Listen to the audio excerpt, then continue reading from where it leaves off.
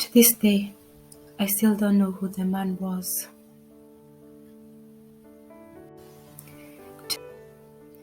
This has to be one of the silliest things I've ever done in my life. One day, while I was at the university, I received a call from a man who claimed to know me. I did not recognize his voice, and he played coy with his name no matter how much I tried to get it out of him. But he knew my name. In fact, he called me by my nickname, Sherry. Only my family and closest friends call me by that name. He claimed to know me and teased me for not remembering who he was. Curious, I tried to find out his identity to no avail.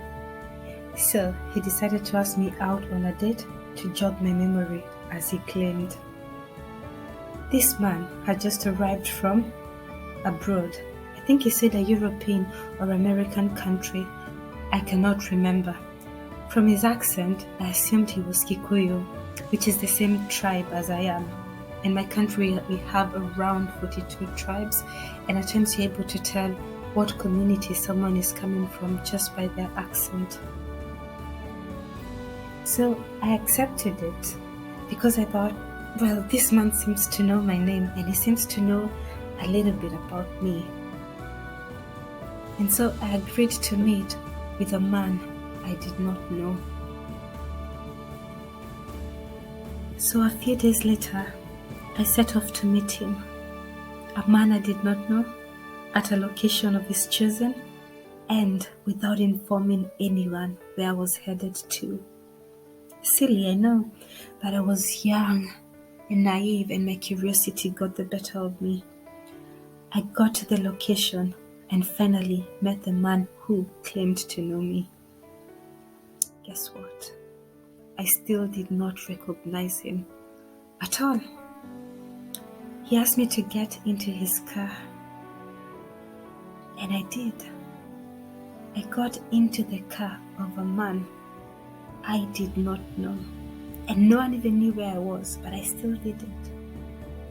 And he could have driven off with me to any location that he wanted, but I still did. Anyway, and luckily, he drove off to another mall that I was familiar with, and we stayed in his car. I tried to ask questions. I know this is kind of silly because if I don't recognize a man by his voice and by how he looks, how do I know who this man is? Even if I ask him all the questions in the world, how is that going to help me find out who he is? Anyway, he did not answer any of my questions in a straightforward manner. He just remained coy. Every time I'd ask him his name, he'd change the topic, like, oh, look at that, that's so nice. And he'd be like, Annie, you don't remember me? And I think what I find strange, thinking about it now, is the fact that he was not bothered by the fact that I could not remember him.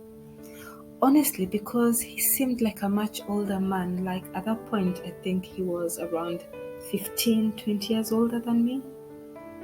And so I thought maybe he knew me from when I was a child or growing up or something of the sort. I think that was my rationale at that point. Still silly because I don't recognize this man. I think thinking about it now, I firmly believe this man knew I did not know who he was, and most importantly, he did not know who I was. He tried to kiss me. I recoiled. Realizing the conversation was headed nowhere, I decided to leave, which I managed to with ease.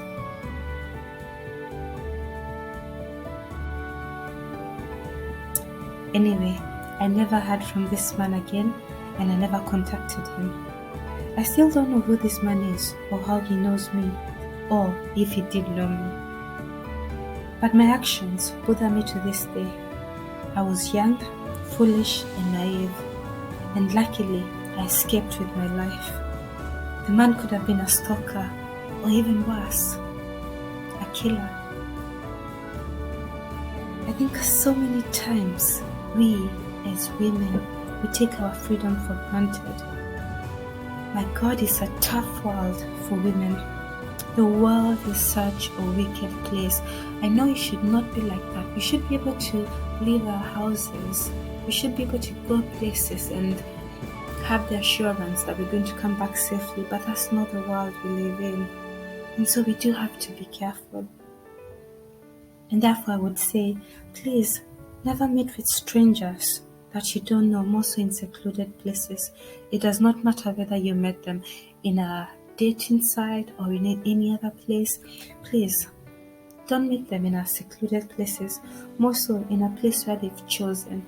As a woman, always choose a place where you feel safe, and this should be in a public place. Sorry about that. Always let your friend know, or your friends and family know, where you're going. And you should never give them your personal details. I know as women we like getting picked up from home and things like that. No, you should not. Even if you're sending a taxi over, for the first couple of days, always meet them at the place where you've said that you wanted to meet. Don't allow them to come and pick you up from your house, because you don't know this person and you don't know what they're capable of. You never know when your life will become a horror story. Please like, share, subscribe, follow all my social media channels for more content. See you next time.